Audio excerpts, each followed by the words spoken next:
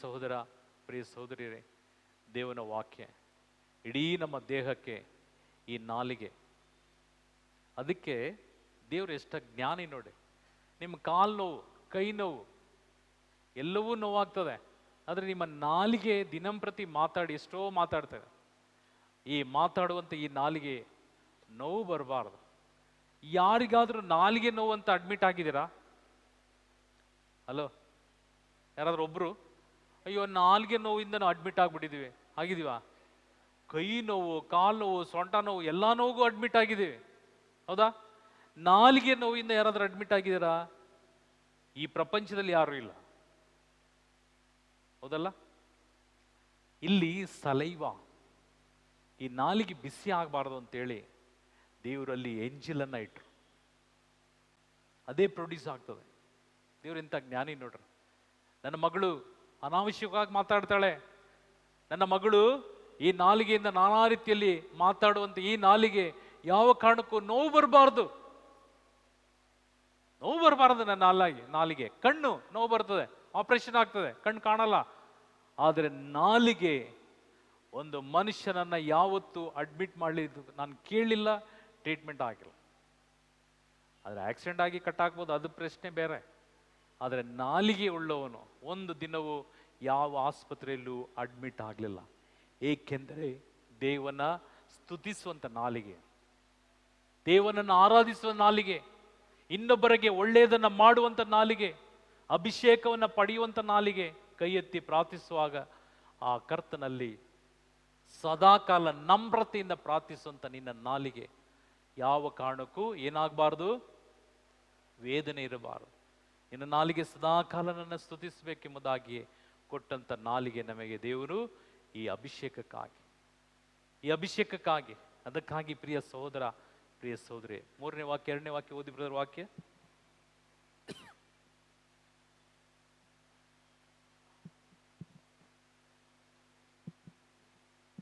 ಅಂತೆಯೇ ಹಡಗು ಎಷ್ಟೇ ದೊಡ್ಡದಿರಲಿ, ಎಂತಹ ಬಿರುಗಾಳಿಯ ಬಡಿತಕ್ಕೆ ಸಿಕ್ಕಿರಲಿ, ಕೇವಲ ಒಂದು ಚಿಕ್ಕ ಚೊಕ್ಕಣಿಯಿಂದ ನಾವಿಕನು ತನಗೆ ಇಷ್ಟ ಬಂದ ಕಡೆಗೆ ಅದನ್ನು ತಿರುಗಿಸುತ್ತಾನೆ.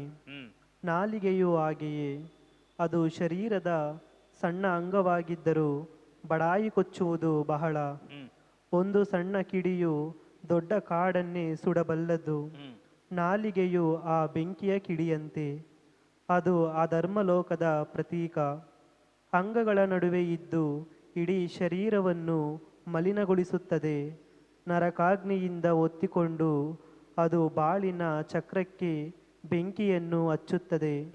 ಸಕಲ ಜಾತಿಯ ಪ್ರಾಣಿ ಪಕ್ಷಿಗಳನ್ನು, ಹರಿದಾಡುವ ಜಂತುಗಳನ್ನು, ಜಲಜೀವಿಗಳನ್ನು ಮಾನವ ಪಳಗಿಸಬಲ್ಲನು, ಪಳಗಿಸಿಯೂ ಇದ್ದಾನೆ.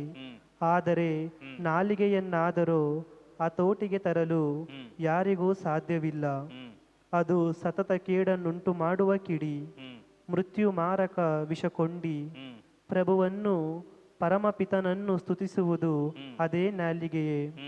ದೇವ ಸ್ವರೂಪದಲ್ಲಿ ಸೃಷ್ಟಿಸಲಾದ ಮಾನವನನ್ನು ಶಾಪಿಸುವುದು ಅದೇ ನಾಲಿಗೆಯೇ. ಸ್ತುತಿ ಶಾಪಗಳೆರಡು ಒಂದೇ ಬಾಯಿಂದ ಹೊರಡುತ್ತವೆ. ಅಲ್ಲಿ ನಿಲ್ಲಿಸಿ. ಸ್ತುತಿ ಮತ್ತು ಶಾಪಗಳು ಎರಡು ಒಂದೇ ಬಾಯಿಂದ ಹೊರಡುತ್ತವೆ. ಒಂದೇ ಬಾಯಿಯಿಂದ, ಒಂದೇ ನಾಲಿಗೆಯಿಂದ ಹೊರಡುತ್ತೆ. ಹಾಗಾದ್ರೆ ಇದು ಸತ್ಯನಾ?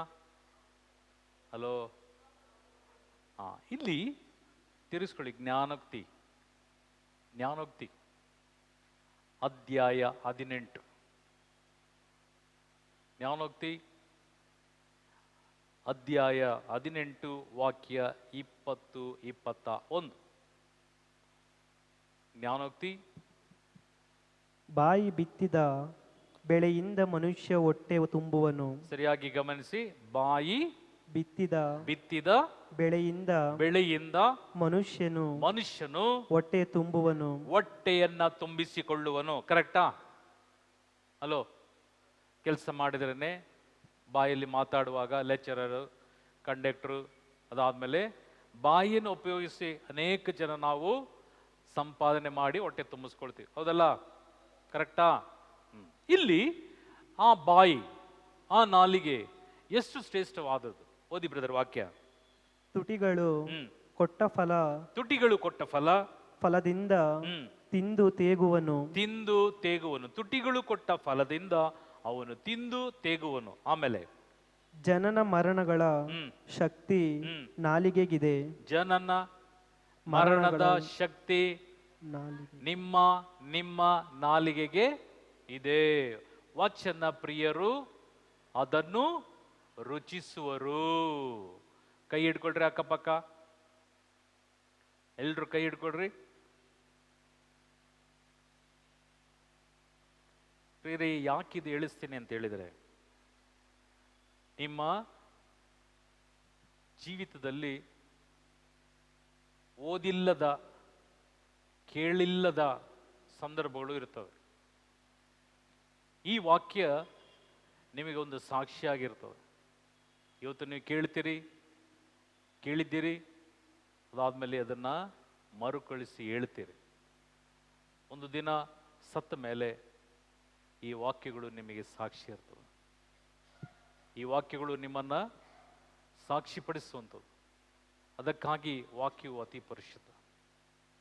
ವಾಕ್ಯಗಳು ಎಂದಿಗೂ ಒಂದು ಸಾಸಿವೆ ಕಾಳಷ್ಟು ನಿರರ್ಥಕವಾಗಿ ನನ್ನ ಬಳಿಗೆ ಬರಲಿಕ್ಕೆ ಸಾಧ್ಯ ಇಲ್ಲ.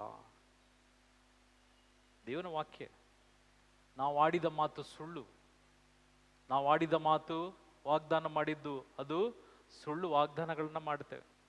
ಡಿವೈನ್ಗೆ ಎಷ್ಟೋ ಸಾವಿರಾರು ಜನ ಬರ್ತಾರೆ, ಎಷ್ಟೋ ಸಾವಿರ ಜನ ಬಂದು ಹೋಗ್ಯಾರ. ವಾಗ್ದಾನಗಳನ್ನ ಮಾಡ್ತಾರೆ. ಇನ್ನಾನು ಬೀಡಿ ಸೇದಲ್ಲ, ಸಿಗರೇಟ್ ಸೇದೋದಿಲ್ಲ, ವ್ಯಭಿಚಾರ ಮಾಡೋದಿಲ್ಲ, ಕಳ್ಳತನ ಮಾಡೋದಿಲ್ಲ, ಮೋಸ ಮಾಡೋದಿಲ್ಲ, ಇನ್ನೊಬ್ಬರ ಮನೆ ಹಾಳು ಮಾಡೋದಿಲ್ಲ, ಯಾವ ಕಾರಣಕ್ಕೂ ನಾನು ಸುಳ್ಳು ಈ ಬರಡು ನುಡಿಗಳನ್ನು ನಾನು ಮಾತನಾಡೋದಿಲ್ಲ. ಈ ರೀತಿ ಹಲವಾರು ಪ್ರಾಮಿಸ್ಗಳನ್ನು ಮಾಡಿ ವೆರಿ ನೆಕ್ಸ್ಟ್ ಮೂಮೆಂಟ್ ಪಾಪ ಮಾಡಿರ್ತಾರೆ. Very next moment. ಯಾಕೆ ನಾನು ನೋಡಿದೆ, 30 ವರ್ಷದ ನನ್ನ ಎಕ್ಸ್ಪೀರಿಯನ್ಸ್. ಪ್ರಿಯರದು ನನ್ನ ಹೇಳೋದಾದ್ರೆ ನನ್ನ ಒಂದು ತಾಯಿ ಮನೆ ಅದು ಡಿವೈನ್. ಲೆಕ್ಕ ಇಲ್ಲದಷ್ಟು ಜನನ ನಾನು ಕಳಿಸಿದ್ದೇನೆ. ಈಗ ನಮ್ಮನ್ನೇ ದೇವರಲ್ಲಿ ಕಳಿಸಿ ವಾಕ್ಯ ಕೊಡಲಿಕ್ಕೆ ನಮ್ಮನ್ನ ಕಳಿಸ್ಯಾರ. ಹೋಗೋಣ, ದೇವರ ಸೇವೆ ಮಾಡೋಣ. ಸಾಯೋ ತನಕ ನಮಗೊಂದು ಅವಕಾಶ ಸಿಕ್ಕಿದಂಥ ಅವಕಾಶನ ಉಪಯೋಗಿಸ್ಕೊಳ್ಳೋಣ. ಆದರೆ ದೇವರಿಗೆ ಕೊಟ್ಟ ಮಾತನ್ನ ನೀವು ತಾತ್ಸಾರ ಮಾಡಬೇಡ್ರಿ. ಏಕೆಂದರೆ ನಾಲಿಗೆಯಲ್ಲಿ ನುಡಿದದ್ದು ನುಡಿದ ಹಾಗೆ, ನುಡಿದ ಹಾಗೆ. ಆಮೇಲೆ ಒಂದು ಸಾಕ್ಷಿ ಹೇಳಿ ನಾನು ನಿಲ್ಲಿಸ್ತೇನೆ. ಎಲ್ಲ ಕೈ ಹಿಡ್ದಿರಾ? ಅವರು ಬ್ರದರ್ ಹೇಳ್ತಾರೆ ಜೋರಾಗಿ, ಎಲ್ಲರೂ ಹೇಳ್ಬೇಕು. ಯಾರು ಕೈ ಬಿಡಬೇಡ್ರಿ, ಅದು ಅಭಿಷೇಕ. ನೀವು ಯಾರಾದರೂ ಇಟ್ಕೊಳ್ರಿ. ಹಿಡ್ಕೊಂಡಿದ್ದ ತಕ್ಷಣ ನೀವೇನು ನಷ್ಟಪಟ್ಟು ಹೋಗೋದಿಲ್ಲ. ಕೈ ಹಿಡ್ಕೊಳ್ರಿ. ದಯವಿಟ್ಟು ಹೇಳಿದ್ದನ್ನ ಮರುಕಳಿಸಿ. ಹೇಳ್ಕೊಡಿ ಬ್ರದರ್. ಜ್ಞಾನೋಕ್ತಿಗಳು ಅಧ್ಯಾಯ 18 ವಾಚನ 20 ಬಾಯಿ ಬಿತ್ತಿದ ಬೆಳೆಯಿಂದ ಮನುಷ್ಯ ಹೊಟ್ಟೆ ತುಂಬಿಸಿಕೊಳ್ಳುವನು. ತುಟಿಗಳು ಕೊಟ್ಟ ಫಲ ತಿಂದು ತೇಗುವನು. ಜನನ ಮರಣಗಳ ಶಕ್ತಿ ನಾಲಿಗೆಗೆ ಇದೆ. ವಚನ ಪ್ರಿಯರು ಅದರ ಫಲವನ್ನು ರುಚಿಸುವರು. ಮಡದಿಯನ್ನು ಪಡೆಯುವುದು. ಸಾಕು ಬ್ರದರ್, ಅದೆರಡೇ ವಾಕ್ಯ. ಕೈ ಹಿಡಿದಿರಲ್ಲ? ಕೈ ಹಿಡಿದವ್ರ ಮುಖ ನೋಡ್ರಿ. ಕೈ ಹಿಡ್ಕೊಳ್ರಿ, ಕೈ ಬಿಡ್ಬೇಡ್ರಿ. 7 ಗಂಟೆ ಕೈ ಬಿಡ್ಬೇಡ್ರಿ. ಅವ್ರ ಮುಖ ನೋಡ್ರಿ. ಈ ವಚನದ ಪ್ರಕಾರ ದೇವರನ್ನ ಆರಾಧಿಸುವ ನಿನ್ನ ನಾಲಿಗೆ ಈ ದಿನದಿಂದ, ಈ ಕ್ಷಣದಿಂದ ಅಭಿಷೇಕದ ನಾಲಿಗೆಯಾಗಿ, ಅಭಿಷೇಕದ ಶರೀರವಾಗಿ, ಅಭಿಷೇಕದ ನಿನ್ನ ಆತ್ಮವಾಗಿ ದೇವನಿಗೆ ಸಾಕ್ಷಿಯಾಗುವಂತೆ ಕೆಟ್ಟದ್ದನ್ನು ತೊರೆದು ಪರಿಶುದ್ಧತೆಯಲ್ಲಿ ದೇವನ ಸಾಕ್ಷಿಪಡಿಸಿದ ನಿನ್ನ ನಾಲಿಗೆ ಅಶುದ್ಧಕ್ಕೂ ಅಸಡ್ಡೆಗೂ ತುತ್ತಾಗದಂತೆ ನನ್ನನ್ನ ನನ್ನನ್ನ ಅನುಗ್ರಹಿಸಿ ಆಶೀರ್ವದಿಸಿ ಎಂಬುದಾಗಿ ಕೇಳಿದ್ದೇನೆ. ನನಗಾಗಿ ಪ್ರಾರ್ಥಿಸಿರಿ. ಕೈ ಹಿಡಿದವ್ರ ಮಕ್ಕ ಹೇಳ್ರಿ ನೋಡ್ರಿ, ನನಗಾಗಿ ಪ್ರಾರ್ಥಿಸಿರಿ. ನನ್ನ ನಾಲಿಗೆಯು ಸಹಸ್ರಾರು ಜನರನ್ನ ದೇವನ ಸಮ್ಮುಖಕ್ಕೆ ಕರೆತರುವಂತ ಪರಿಶುದ್ಧ ನಾಲಿಗೆಯಾಗಿ ಮಾರ್ಪಡಲಿ.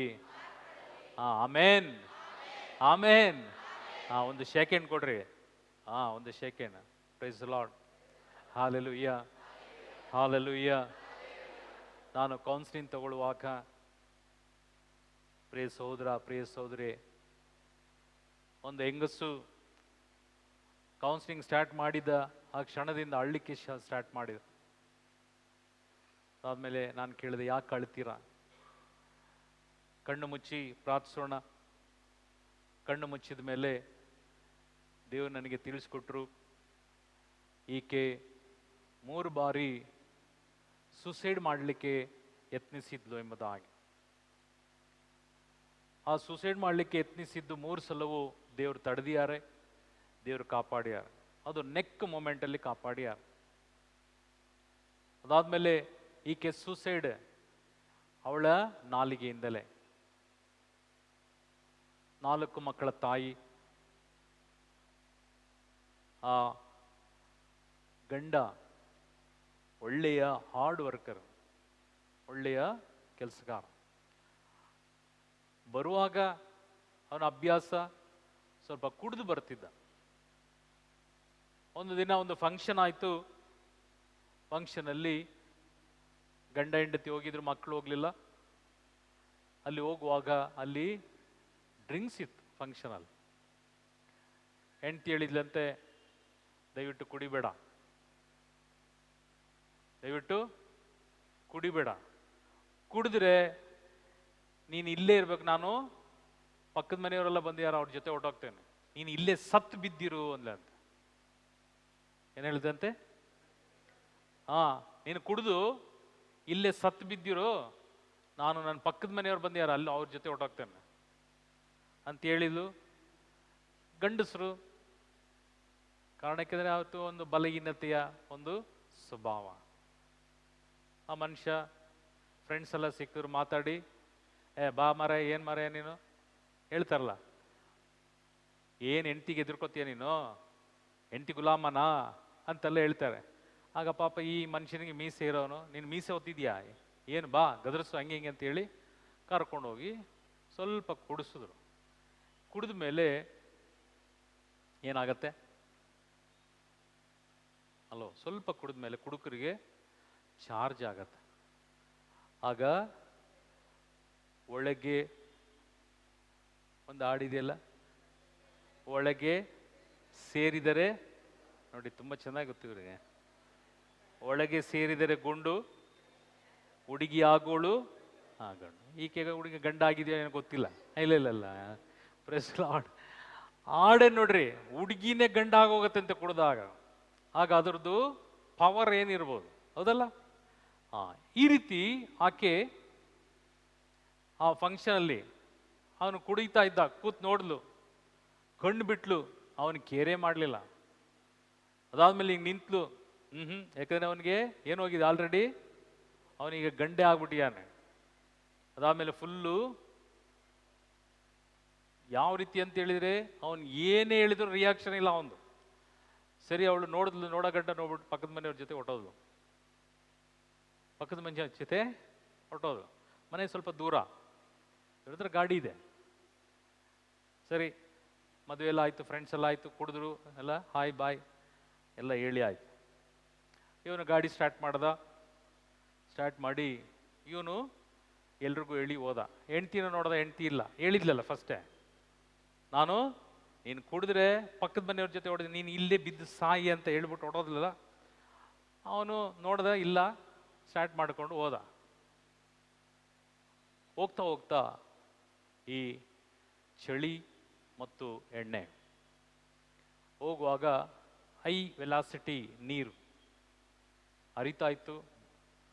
ಆ ಬ್ರಿಡ್ಜಲ್ಲಿ ಒಂದು ಸೈಡ್ ರೋಡಲ್ಲಿ ಒಂದು ಹಳ್ಳ. ಆ ರೋಡಲ್ಲಿ ಹಳ್ಳ ನೋಡಲಿಕ್ಕೆ ಆಗಲಿಲ್ಲ ಅವನಿಗೆ. ಕಾರಣ ಯಾಕೆಂದರೆ ಅವನ ವೆಹಿಕಲಲ್ಲಿ ಡಿಮ್ ಆಗಿತ್ತು ಲೈಟ್, ಅಲ್ಲಿ ಬೀದಿ ಲೈಟ್ ಇಲ್ಲ. ಬರುವಾಗ ಆ ಕಡೆಯಿಂದ ಆಪೋಸಿಟ್ ಒಂದು ಲಾರಿಯೋ ಬಸ್ ಏನೋ ಬಂತು. ಐ ಬೀಮ್ ಹಾಕಿ ಅವರು ಬರ್ತಾ ಇದ್ದ. ಇವನು ಕಣ್ಣು ಕಾಣಲಿಲ್ಲ. ಹಳ್ಳಕ್ಕೆ ಗಾಡಿ ಫಸ್ಟ್ ವೀಲ್ ಇಳಿತು. ಇಳಿದಿದ ತಕ್ಷಣ ಎತ್ತಾಕಿದ ತಕ್ಷಣ ಅವನು ಬಿದ್ದಿದ್ದ ನೀರಲ್ಲಿ. ಆ ಬಸ್ಸಲ್ಲಿ ಬಂದವರೆಲ್ಲ ನೋಡಿದ್ರು, ಅವನು ನೀರಲ್ಲಿ ಬೀಳೋಕ್ಕೂ ಹಳ್ಳದಿಂದ ಜಂಪ್ ಆಗಿ ನೀರಲ್ಲಿ ಬೀಳೋಕ್ಕೂ ಅವರೆಲ್ಲ ಕಿರ್ಚಿ ಡ್ರೈವರ್ ಬ್ರೇಕ್ ಹಾಕಿ ನೋಡ್ದ, ಇಲ್ಲ ಅಷ್ಟು ಆಲ್ರೆಡಿ ಬಿದ್ದೋಗಿದ್ದ. ವೆಲಾಸಿಟಿ ನೀರು ಅಂದರೆ ಭಯಂಕರ ಫೋರ್ಸ್ ಆಗಿ ಹರಿಯುವಂಥ ನದಿ ಬಿದ್ದ, ಹೊಡ್ಕೊಟ್ಟೋಯ್ತು. ಅದಾದಮೇಲೆ ಅವರು ಪೊಲೀಸ್ ಸ್ಟೇಷನ್ಗೆ ಹೋಗ್ತಾ ಡ್ರೈವರ್ ಹೇಳಿದರು, ಈ ಥರ ಒಂದು ಪಾರ್ಟಿ ಹಿಂಗೆ ಆಗೋಯ್ತು, ನಮ್ಮ ಕಣ್ಣಾರೆ ಆಗಿದ್ದು. ಅದು ಹಂಗೆ ವೀಲ್ ಕಚ್ಕೊಂಡಿದೆ, ಹಳ್ಳದಲ್ಲಿ ವೀಲ್ ಕಚ್ಕೊಂಡಿದೆ. ಆ ಪಾರ್ಟಿ ನೀರಲ್ಲಿ ಬಿದ್ದೋದ ಅಂತೇಳಿ ಕಂಪ್ಲೇಂಟ್ ಕೊಟ್ಟು ಹೊಟ್ಟೋದ್ರು ಅವರು. ಅದಾದಮೇಲೆ ಅವರು ಆ ನೈಟ್ ಬರಲಿಲ್ಲ. ಮಾರನೇ ದಿವಸ ಬಂದರು, ಬಾಡಿ ಸಿಕ್ಕಲಿಲ್ಲ. 4 ದಿನ ಆದಮೇಲೆ ಅವನ ಬಾಡಿ ಎಲ್ಲಿಯೋ ಒಂದು ಮರದ ಹತ್ರ ಸಿಕ್ಕಾಕೊಂಡಿದ್ದು. ಅಷ್ಟು ಬೇಗ ಅವನ ಇಡೀ ಮುಖ, ಕೈ, ಕಾಲು ಎಲ್ಲೆಲ್ಲ ಇದೆ ಎಲ್ಲ ಮೀನು, ನಳ್ಳಿ ಪಳ್ಳಿ ಎಲ್ಲ ತಿಂದಾಕ್ಬಿಟ್ಟಿದೆ. ಮುಖ ವಿಕಾರ. ಅವನ ಜೋಬಲ್ಲಿ ಅವನು ಐಡೆಂಟಿ ಕಾರ್ಡ್ ಇತ್ತು, DL. ಅದು ನೋಡಿ ಗುರುತಿಸಿ, ಇಂಥವ್ರು ವ್ಯಕ್ತಿ ಸತ್ತಿದ್ದಾನೆ, ಬಾಡಿ ಇಲ್ಲಿದೆ, ದಯವಿಟ್ಟು ಬನ್ನಿ. ಅಷ್ಟು ಬೇಗ ಈ ಹೆಂಡತಿ ಶಾಪ್ ಹಾಕಿ ಹೋಗಿದ್ಲಲ್ಲ, ಅವಳು ನಿಮ್ಮ ಗಂಡ ನಮ್ಮ ಗಂಡನ ಅಲ್ಲಿ ಮದುವೆಯಲ್ಲಿ ಹೋದೋ ಕುಡಿದು ಅಲ್ಲೇ ಬಿದ್ದಿರ್ತಾನೆ, ಬಿದ್ದಿರಲಿ ಬಿಡಿ. ಪೊಲೀಸು ಕಂಪ್ಲೇಂಟ್ ಕೊಡಲಿಲ್ಲ, ಅವಳು ಹುಡುಕ್ಲಿಲ್ಲ, ಯಾರಿಗೂ ಹೇಳಲಿಲ್ಲ. ಇವತ್ತು ಬರ್ತಾನೆ ನಾಳೆ ಬರ್ತಾನೆ ಅಂತೇಳಿ 2 ದಿವಸ ಆಗೋಯ್ತು, ಬರಲಿಲ್ಲ. 3ನೇ ದಿವಸ 4ನೇ ದಿವಸ ಈ ಬಾಡಿ ಸಿಕ್ತಲ್ಲ, ಆಗ ಪೇಪರಲ್ಲಿ ಅವರ ಗಂಡಂದು ಐಡೆಂಟಿ ಕಾರ್ಡ್ ಹಾಕಿ ನೋಡಿದಾಗ ಮಗಳು ನೋಡಿದ್ಲು. ಊರವ್ರು ಹೇಳಿದರು, ನಿನ್ನ ಗಂಡಂದು ಫೋಟೋ ನೋಡೆ, ನಿನ್ನ ಗಂಡಂದು ಐಡಿ ಕಾರ್ಡ್ ನೋಡೆ ಅಂತ ಹೇಳುವಾಗ, ಅಪ್ಪಂದೆ ಎಲ್ಲ ಆಗಿ ಹೋಗಿ ನೋಡಿದ್ರು. ಅಪ್ಪಂದು ಯಾವ ರೂಪನೂ ಇಲ್ಲ, ಯಾವ ರೂಪ ಇಲ್ಲ. ಹೆಂಡತಿ ಸ್ಪಾಟಲ್ಲಿ ಹೇಳಿದ್ಲಂತೆ, ನಾನು ಹೇಳಿದ್ದು ಶಪ್ಸಿದ್ದು ದೇವ್ರಿಗೆ ಕೇಳಿದ್ರ? ಬಿದ್ದು ಸಾಯಿ, ಕುಡಿದು ಇಲ್ಲೇ ಬಿದ್ದು ಸಾಯಿ ಅಂತ ಹೇಳಿದ್ನಲ್ಲ, ನಾನು ಹೇಳಿದ್ದು, ನನ್ನ ನಾಲಿಗೆಯಿಂದ ಹೇಳಿದ್ದು. ಪ್ರಿಯ ಸಹೋದರ, ಪ್ರಿಯ ಸಹೋದರಿಯೇ, ಶಪಿಸ್ಬೇಡ, ಯಾರನ್ನ ಹೀಯಾಳಿಸ್ಬೇಡ. ಲೈವ್ ನಾನೇ ಕೌನ್ಸಿಲಿಂಗ್ ತಗೊಂಡಿದ್ದು. ಆ ಕೇಳ್ತಾಳೆ, ನಾನು ಯಾಕೆ ಬದುಕಬೇಕು ಬ್ರದರ್? ನಾನು ಹೇಳಿದೆ, ನೀವೊಂದು ಕ್ರೈಸ್ತ ಸಮುದಾಯದವಳು, ದೇವರ ವಾಕ್ಯ ಕೇಳಿದ್ದೀಯ, ನಿನ್ನ ನಾಲಿಗೆ ಎಷ್ಟೋ ಸಲ ವಾಕ್ಯಗಳನ್ನು ಕೇಳಿರ್ಬೋದು. ಚರ್ಚಿಗೆ ಬಂದು ಪ್ರಾರ್ಥನೆ ಮಾಡಿ ಬೈಬಲ್ ಓದಿ ಇನ್ನೊಬ್ಬರನ್ನ ಶಪಿಸ್ತೀಯಾ ಅಂತ ಹೇಳಿದರೆ ಅದು ನೀನಾಗಿ ಕೇಳ್ಕೊಂಡಿದ್ದು ತಾನೆ, ದೇವರಾಗಿ ಕೊಡ್ಲಿಲ್ವಲ್ಲ. ಇಲ್ಲೇ ಬಿದ್ದು ಸಾಯಿ ಅಂತ ಹೇಳಿದ್ಯಲ್ಲ, ನೀನ್ ತಾನೇ ಕೇಳ್ಕೊಂಡೆ. ಆ ಮನುಷ್ಯನಿಗೆ ಒಳ್ಳೆಯ ಮರಣ ಸಿಕ್ಕಿದೆ, ಬಿಡು. ನಾನು ಅದೇ ಹೇಳಿದೆ, ನೀ ಕೇಳ್ಕೊಂಡಿಲ್ಲಮ್ಮ, ಇಲ್ಲೇ ಬಿದ್ದು ಸಾಯಿ ಅಂತ. ಪ್ರೀತಿಯ ಸಹೋದರ ಸಹೋದರಿಯರೇ, ದೇವನ ವಾಕ್ಯ ನಿನ್ನ ನಾಲಿಗೆಯಲ್ಲಿ ಶಕ್ತಿ ಇದೆ. ನಿನ್ನ ನಾಲಿಗೆಯಲ್ಲಿ ದೇವನು ಅಭಿಷೇಕವನ್ನು ಕೊಟ್ಟಿಯ. ನೀವು ಪ್ರಾರ್ಥನೆ ಮಾಡುವಾಗ ನಿಮಗೆ ಅದ್ಭುತ ಆಗೋದು ಯಾವುದರಿಂದ? ನಿಮ್ಮ ನಾಲಿಗೆಯಿಂದ. ನೀನು ಕಣ್ಣೀರಿಟ್ಟು ಪ್ರಾರ್ಥಿಸುವಾಗ ನಿನ್ನ ಪ್ರಾರ್ಥನೆ ಸದ್ದುತ್ತರ ಕೊಡುವುದು ನಿನ್ನ ನಾಲಿಗೆಯಿಂದಲೇ. ಆತನಲ್ಲಿ ಪ್ರಾರ್ಥಿಸುವಾಗ ದೇವನ ವಾಕ್ಯ ಮನಬಿಚ್ಚಿ ಪ್ರಾರ್ಥಿಸು, ಹೃದಯದ ಅಂತರಾಳದೊಂದಿಗೆ ಪ್ರಾರ್ಥಿಸು.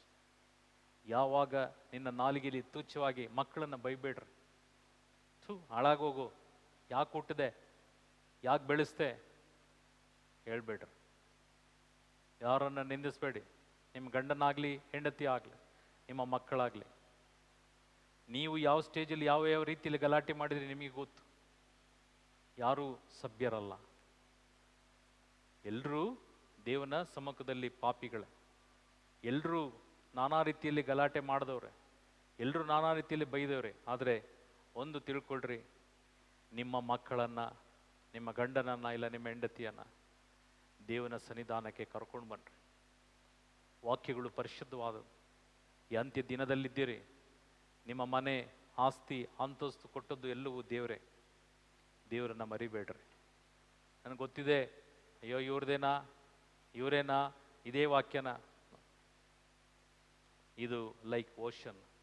ದೇವರ ವಾಕ್ಯ ಸಾಗರದ ರೀತಿಯಲ್ಲೇ ದಿನಕ್ಕೆ ಒಂದೊಂದು ವಾಕ್ಯ ಹೊಸದಾಗಿ ದೇವರು ಕೊಟ್ಟಿರ್ತಾನೆ. ಅದಕ್ಕಾಗಿ ಅಸಡ್ಡೆ ಮಾಡಬೇಡಿ. ದೇವರ ಮಕ್ಕಳನ್ನು ಹೀಯಾಳಿಸ್ಬೇಡಿ. ನಿಮ್ಮ ಕುಟುಂಬವನ್ನು ಯಾವ ಕಾರಣಕ್ಕೂ ನಿಮ್ಮ ನಾಲಿಗೆಯಲ್ಲಿ ಶಪಿಸ್ಬೇಡಿ. ನಿಮ್ಮನ್ನೇ ನೀವು ಶಪಿಸ್ಕೊಳ್ಬೇಡ್ರಿ. ನಾನು ಯಾಕೆ ದರಿದ್ರ ಈ ಮನೆಗೆ ಬಂದೋ ಹೇಳ್ಬಿಡ್ರಿ. ನಾನು ಯಾಕೆ ಈ ದರಿದ್ರದವನ್ನ ಮದುವೆ ಆದೆ ಹೇಳ್ಬಿಡ್ರಿ. ಅದೇ ನಿಮಗೆ ಶಾಪವಾಗಿರ್ತದೆ. ಅದೇ ನಿಮಗೆ, ನಿಮ್ಮ ಕುಟುಂಬಕ್ಕೆ ಶಾಪವಾಗಿರ್ತದೆ. ನೀವು ಕೇಳ್ಕೊಂಡದ ತಥಾಸ್ತು, ಮೇಲಿಂದ ತಥಾಸ್ತು ಆಗ್ತಾನೆ ಇರ್ತದೆ. ಅದಕ್ಕಾಗಿ ಪ್ರಿಯ ಸಹೋದರ, ಪ್ರಿಯ ಸಹೋದರಿಯರೇ, ದೇವನ ಸಮ್ಮುಖದಲ್ಲಿ ನೀವು ಸಂಪಾದಿಸಿದ್ದು ಎಷ್ಟು ಕೋಟಿ ಇದ್ರು ಒಂದು ಈ ಮೂಕುತ್ತಿಯಷ್ಟು ನೀವು ಕೊಂಡೋಗ್ಲಿಕ್ಕೆ ಸಾಧ್ಯ ಇಲ್ಲ. ಕಾರಣ ನೀವು ಕೊಂಡೋಗೋದು ಒಂದೇ, ಎಷ್ಟು ಆತ್ಮವನ್ನು ಗೆದ್ದಿದ್ದೀರಿ, ಎಷ್ಟು ಕುಟುಂಬವನ್ನು ದೇವರ ಕಡೆಗೆ ಕರ್ಕೊಂಡು ಬಂದಿದ್ದೀರಿ, ಎಷ್ಟು ಕುಟುಂಬದಲ್ಲಿ ನೀವು ಪ್ರಾರ್ಥಿಸಿದರೆ.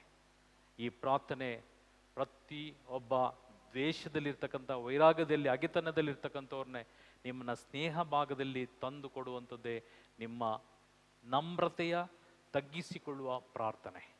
ಅದಕ್ಕಾಗಿ ತಗ್ಗಿಸಿಕೊಳ್ಳ್ರಿ. ಯೇಸು ಸ್ವಾಮಿಯನ್ನು ನೋಡ್ರಿ, ಅವರು ನೆಲ ಮುಟ್ಟುವಷ್ಟು ತನ್ನ ತಲೆಯನ್ನು ಚಾಚಿ ಶಿಷ್ಯರ ಪಾದವನ್ನು ತೊಳೆದು ಮುತ್ತಿಟ್ಟಂಥ ಯೇಸು. ಆ ಯೇಸುವಿಗೆ ನಮ್ಮನ್ನು ಒಪ್ಪಿಸಿಕೊಡೋಣ. ನಾವೆಲ್ಲರೂ ಸೇರಿ ಪ್ರಾರ್ಥನೆ ಎದ್ದು ನಿಲ್ಲೋಣ.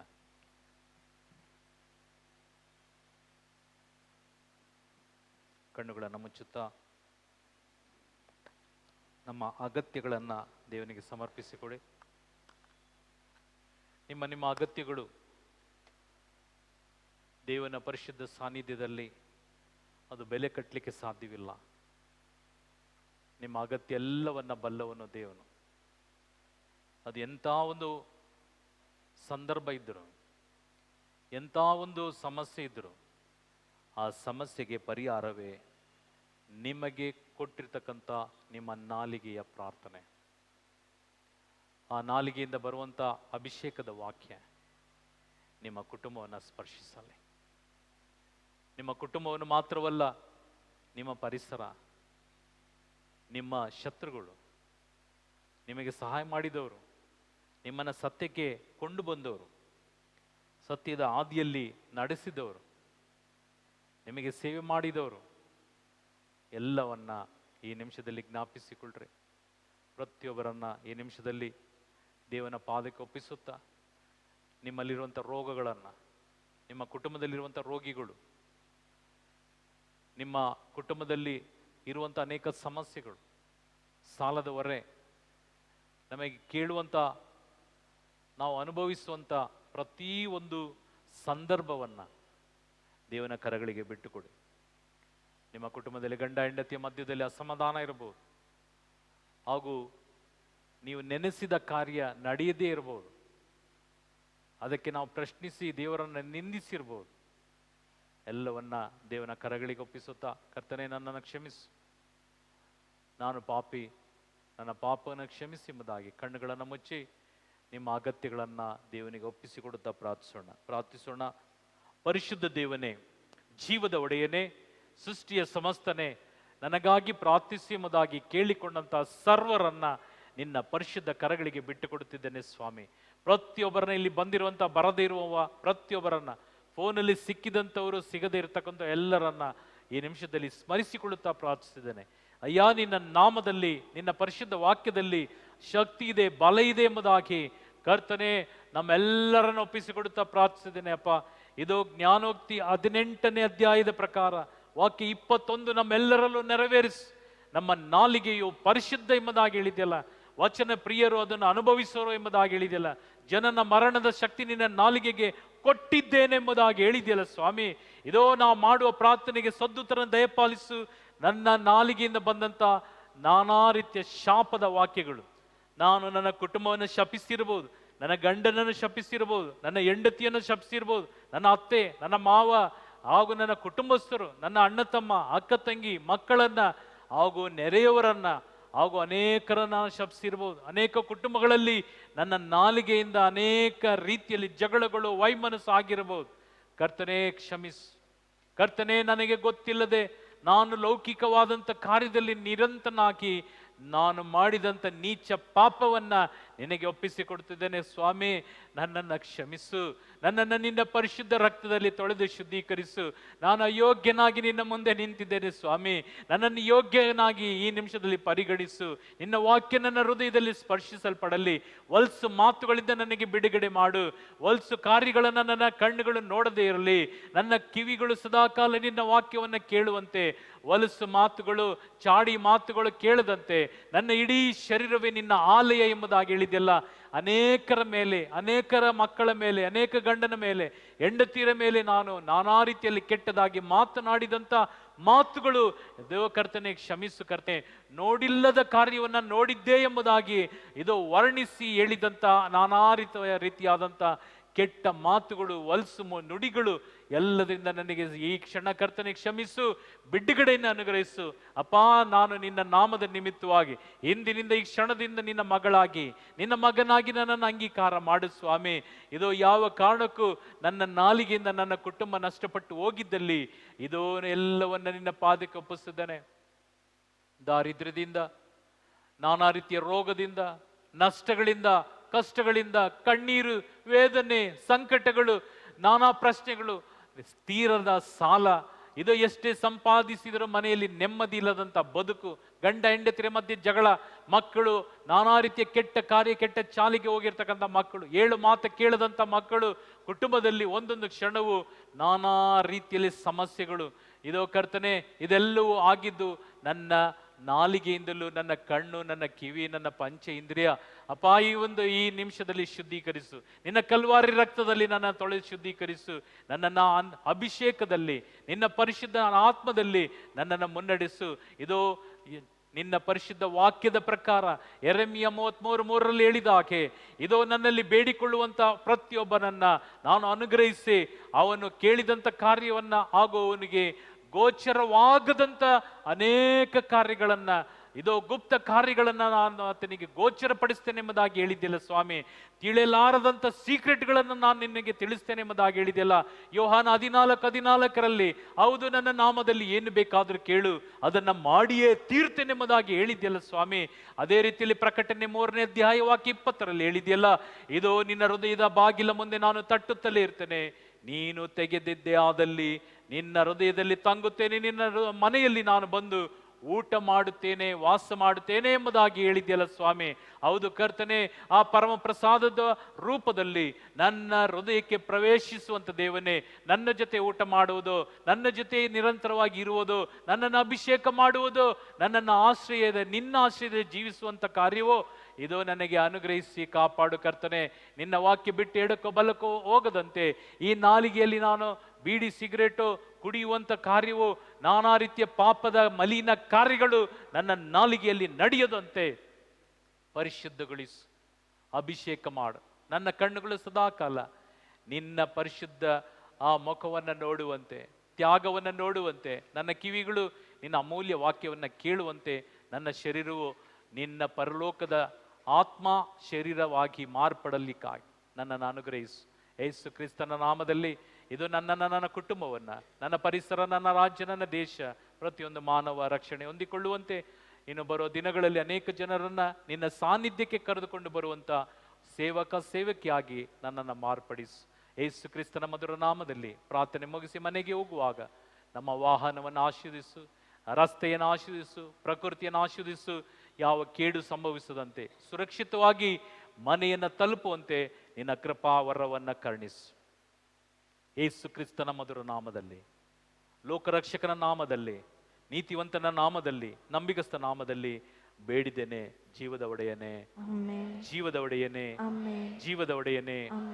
ಎಲ್ಲರೂ ಕರಗಳನ್ನು ಮೇಲೆ ಮಾಡುತ್ತಾ ಯೇಸು ಸ್ವಾಮಿಯಲ್ಲಿ ನಮ್ಮನ್ನೇ ಒಪ್ಪಿಸಿಕೊಡುತ್ತಾ, ನನ್ನ ನಾಲಿಗೆ ಮಾತ್ರವಲ್ಲ ಸ್ವಾಮಿ, ನನ್ನ ಶರೀರ, ನನ್ನ ಆತ್ಮ, ನನ್ನ ಜೀವ, ದೇವನ ಕರಗಳಿಗೆ ಬಿಟ್ಟು ಕೊಡ್ತೇನೆ ಎಂಬುದಾಗಿ ವಾಗ್ದಾನ ಪೂರ್ವಕವಾಗಿ ಎಲ್ಲರೂ ಹೇಳೋಣ. ಸ್ವರ್ಗದಲ್ಲಿರುವ ನಮ್ಮ ತಂದೆಯೇ, ನಿಮ್ಮ ನಾಮ ಪೂಜಿತವಾಗಲಿ, ನಿಮ್ಮ ರಾಜ್ಯ ಬರಲಿ, ನಿಮ್ಮ ಚಿತ್ತ ಸ್ವರ್ಗದಲ್ಲಿ ನೆರವೇರುವ ಪ್ರಕಾರ ಭೂಮಿಯಲ್ಲಿಯೂ ನೆರವೇರಲಿ. ನಮ್ಮ ಅನುದಿನದ ಆಹಾರವನ್ನು ಇಂದು ನಮಗೆ ನೀಡಿರಿ. ನಮಗೆ ತಪ್ಪು ಮಾಡಿದವರನ್ನು ನಾವು ಕ್ಷಮಿಸುವ ಪ್ರಕಾರ ನಮ್ಮ ಪಾಪಗಳನ್ನು ಕ್ಷಮಿಸಿರಿ. ನಮ್ಮನ್ನು ಶೋಧನೆಗೊಳಪಡಿಸದೆ ಕೇಡಿನಿಂದ ನಮ್ಮನ್ನು ರಕ್ಷಿಸಿರಿ. ಪರಿಶುದ್ಧ ದೇವನೇ, ಜೀವದ ಒಡೆಯನೇ, ಇಂದು ನಾವೆಲ್ಲರೂ ಸೇರಿ ಪ್ರಾರ್ಥಿಸಿದ್ದೇವೆ. ನಾಳೆ ನಾವು ಪ್ರಾರ್ಥಿಸುತ್ತೇವೋ ಇಲ್ಲವೋ ತಿಳಿಯದು. ನಮ್ಮ ಆಯುಸ್ಸಿನ ಇದು ಕಡೆಯ ದಿನ, ಕಡೆ ರಾತ್ರಿ ಆಗಿರಬಹುದು. ಈ ದೇಹದಿಂದ ಆತ್ಮ ಕಳಿಚುವುದಲ್ಲಿ ನಮ್ಮೆಲ್ಲರನ್ನ ಸ್ವರ್ಗೀಯ ಸಾಮ್ರಾಜ್ಯಕ್ಕೆ ಹಕ್ಕು ಬಾಧ್ಯಸ್ಥರನ್ನಾಗಿ ಮಾಡಿರಿ. ಪುತ್ರರೊಡೆ ಕೂಡಿ ಅರಸೇ ಮನು ತಾಯಿ ಪವಿತ್ರ ಶಿಲುಬೆಯ ಗುರುತಿನ ಮೂಲಕ ನಮ್ಮ ವೈರಿಗಳಿಂದ ನಮ್ಮನ್ನು ರಕ್ಷಿಸಿರಿ. ನಮ್ಮ ಸರ್ವೇಶ್ವರ ಪಿತನ ಸುತನ ಪರಿಶುದ್ಧ ಆತ್ಮನ ನಾಮದಲ್ಲಿ ಆಮೇನ್.